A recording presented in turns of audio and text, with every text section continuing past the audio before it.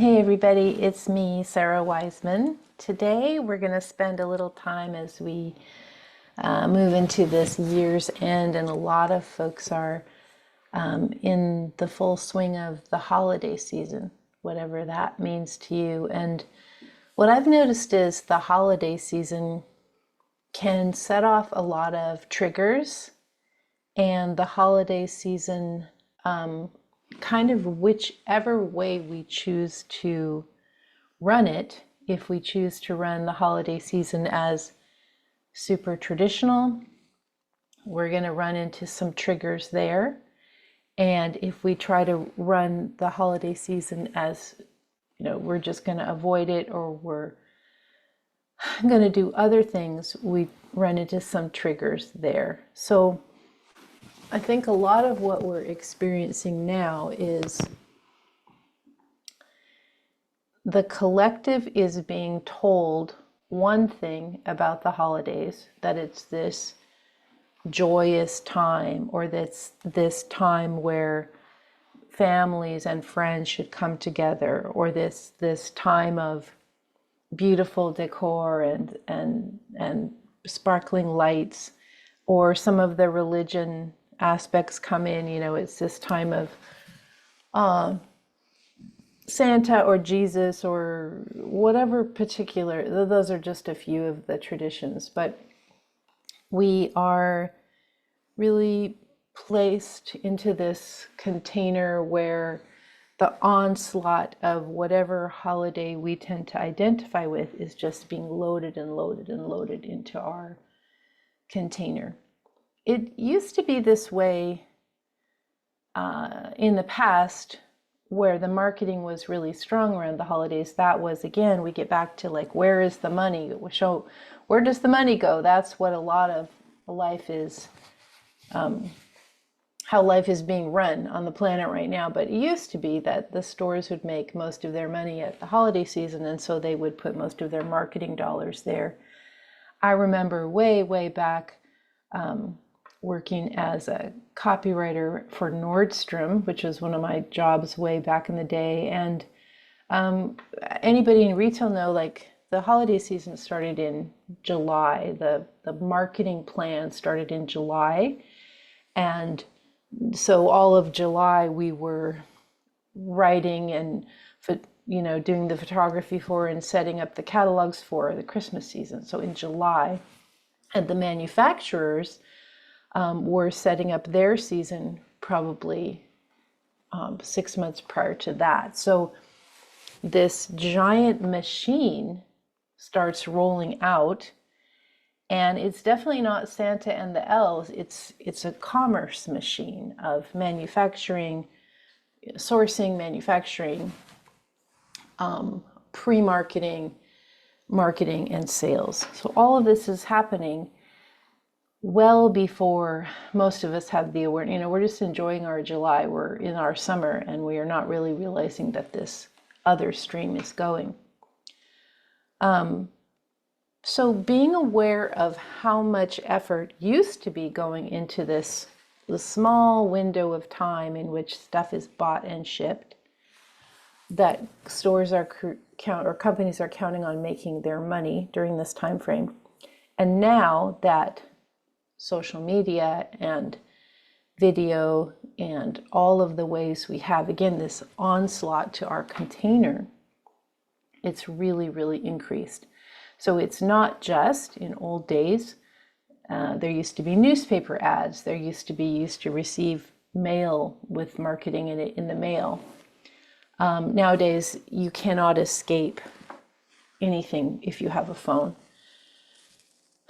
So understanding the level of exposure we have to this idea that is manufactured. It's not real. The holiday season is a created experience. It's not real. If you just stepped out completely from all of that and had no exposure, you would experience, depending what hemisphere you're in, you'd experience winter or you'd experience summer. It's just a natural season. you wouldn't have all this extra pressure. So I want you to kind of recognize how much your center or your sense of relaxation and comfort are really influenced by this. I'm going to call it the onslaught into the container, and the container being your emotional, spiritual body. We're just like, the holidays, you got to buy stuff. You got to, you're supposed to have gifts ready in case someone comes to your house and like they give you a gift and you're supposed to give them a gift. Like it just doesn't end.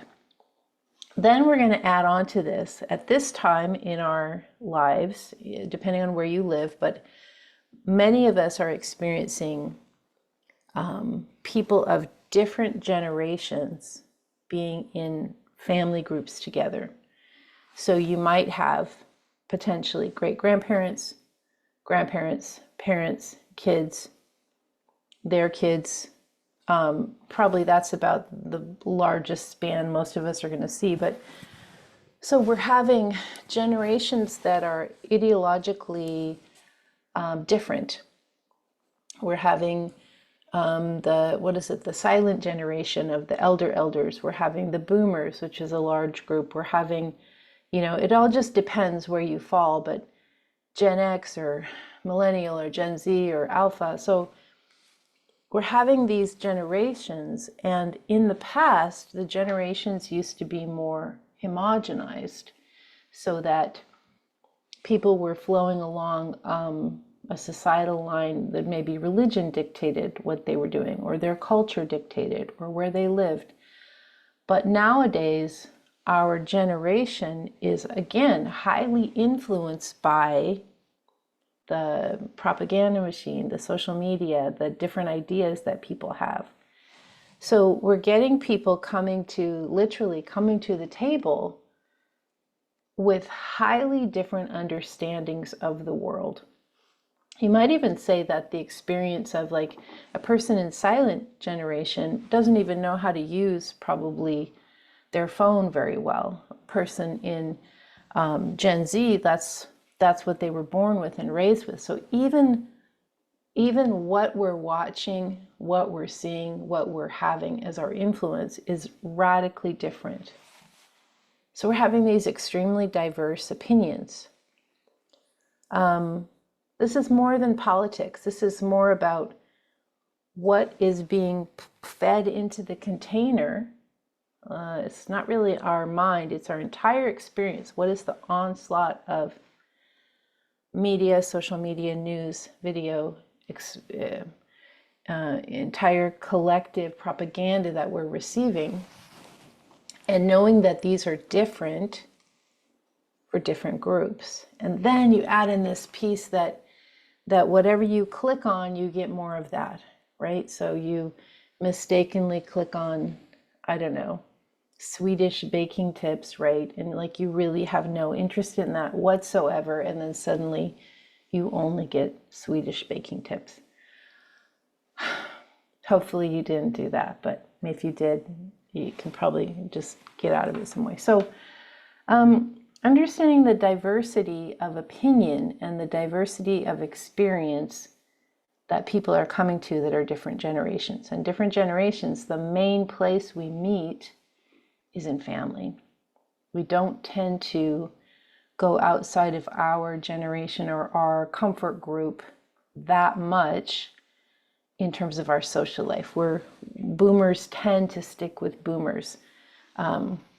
Millennials tend to stick with millennials, and so on. It's just more comfortable. So come the holiday time, and we are thrown into a situation where there's different generations. People have had different experiences. Their containers are being fed different information. Even that day, they're getting radically different worldviews. So I think, obviously it's a setting for high trauma, right?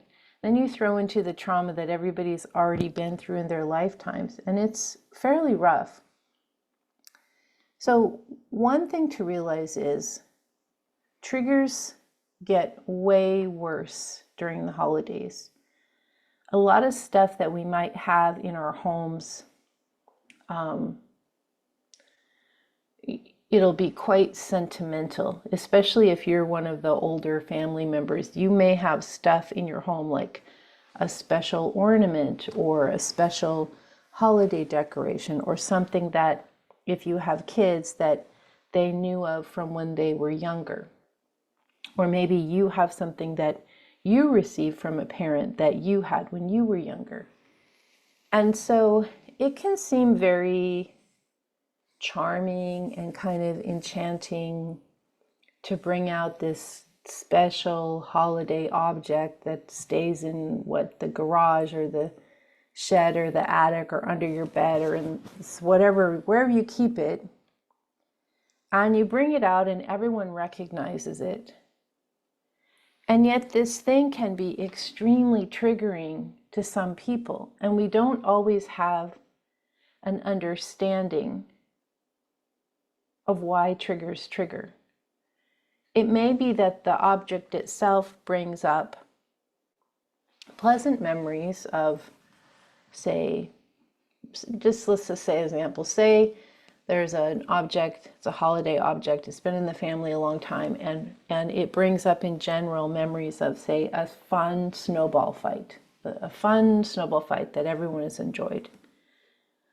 But then that's where the triggering part goes awry, because for some people, they're going to get that fun snowball fight, and that's it. That's all that item is going to bring up in terms of a memory trigger. For some other people, especially people who've had trauma of any kind, which is everyone, that memory of the snowball fight is going to come up, say, at age 8. And then that's going to open the door to some other memories of times like surrounding or aligned with that memory of the snowball fight.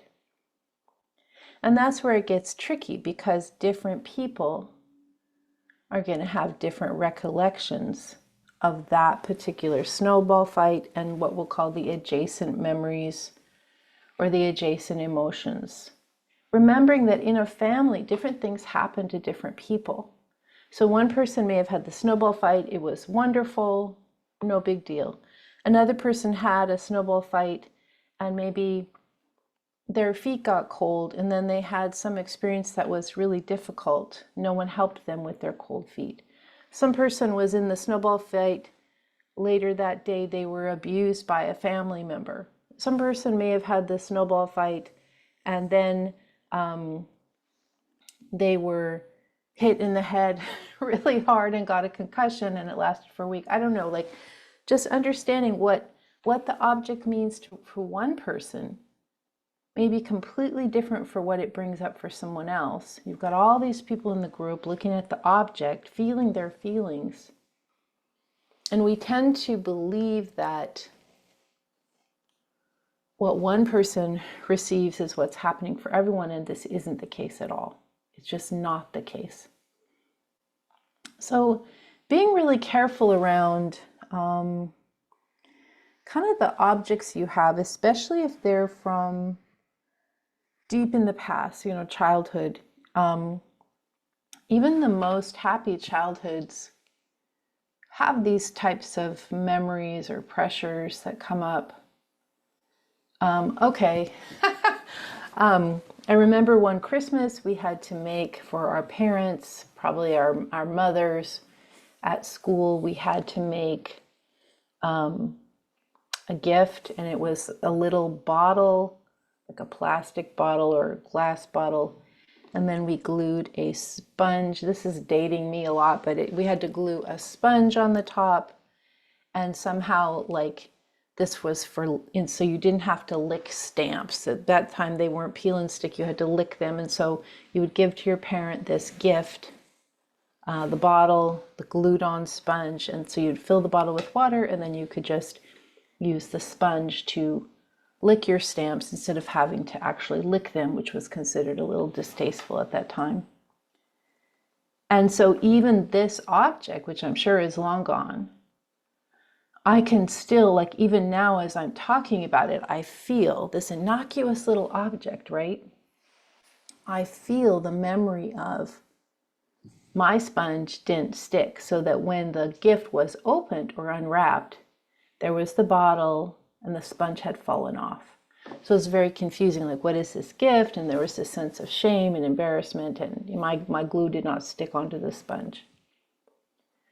So that's something that just, came up as I'm thinking about these ideas of objects from the past. And that's such a tiny little thing, right? But how many other memories now that I'm thinking about, or you're thinking about this time frame, how many other memories are starting to come up? So as you put out all those special things, if you do that, recall that it's probably going to be triggering to a lot of people, and even things that are meant to be kind of joyous are probably going to have different feelings for different people. You may choose, like what I've been doing, I really don't like to have a lot of stuff, and so I just keep giving stuff away and not adding back. And so there's kind of a minimalist vibe. And that, for me, because we know that objects contain all memory, all emotion. So if you're psychic and intuitive, you're going to be picking up on this, even if you're not necessarily considering yourself all that psychic. You're still going to have the memory flash from what the object brings back to you. And it may be that for you, or for those around you, having less stuff is better, or taking things that are supercharged and either working with them or understanding this is going to create a schism in the universal flow. Like, if I put this thing out, it's going to trigger this person and this person, and wouldn't that be nice to not trigger that person? It gets confusing, but we're talking about managing energy, and we're talking about the reality that we as people, multidimensional, living in many experiences at once in terms of the time dimension, the minute we see something that triggers one memory of one age, we're going to go into an entire bunch of associated memory, and these are all going to create emotion for us. It's being aware of that. Another example of this might be a lot of groups or families have special foods they have. And obviously, as times have changed, like our diets have changed as people have different experiences of what they want to eat, and they don't want to eat the traditional food, and maybe they're vegetarian or they're gluten-free or whatever they're doing. So there's all that navigation. How do we navigate around this traditional family food that is going to be super triggering to a lot of people? Oh, but we've always made it. But is always making it like a good thing, or are we allowed to change? I want to just read a little bit from the Gabriel messages. You can get this book at my website or on Amazon. And I don't know when this was written. It wasn't probably written around a holiday time, but I'm just going to read this. It's many traditions. It is useful to study many traditions to see what has been, and it is useful to study many traditions and honor them for their lineage and the legacy of spiritual understanding that they have created and supported over thousands of years. Without them, we would not have been able to evolve to where we are now. One understanding is the stepping stone to the next. As well, it is important to look with new eyes. The past has no ruling here. Most of what was created then does not apply to modern times. Some does, but more does not, and it can be difficult to discern. We say, work with what is now. Work with what is in your reality and what your own experiences are in your continued connection to Source. Consciousness meets you now. Work from where you are. And here's another one right next to it. Tradition numbs. Religion is handed down from one generation to the next as, this is our way, this is who we are, this is what we believe, and this is what you will believe. Tradition is also this way, as is political belief. So that instead of handing down the reality that each person is free, that each person is part of oneness, which is what is handed down, is that each person is separate, that each person must belong to the religion, tradition, political belief, or they will be ostracized from the group and thus will not survive. We say, find your own group, or better yet, find your soul. Tradition is not freeing, it makes it more difficult to escape the cage of numbness and the temptation of the unexamined life. You do not need to believe what you have been told. I sometimes feel like the Gabriel letters are a little strong, a little like straightforward in a way that can be a little uncomfortable, but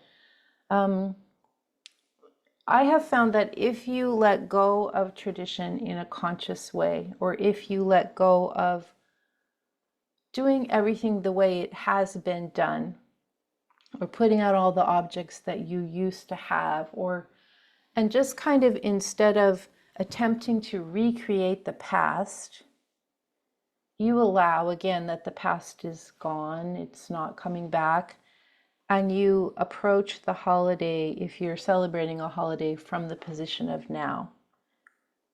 It can get pretty hard to get more sentimental family members on board with this, but if you begin to take this approach, you may find that things get a lot lighter for you, which is what we're striving for. Nobody needs more stress, that is for sure. Nobody needs to be triggered. Nobody needs to feel bad. So anyway, we're going to be talking about this more. I'm going to do a few more a few more videos and podcasts than usual to kind of help people get through the holiday time at this point. You can find me at sarawiseman.com. You can get the Gabriel messages there. There's a bunch of other books too. There's courses, and then of course you can study directly with me. I will see you next time. Thank you for listening.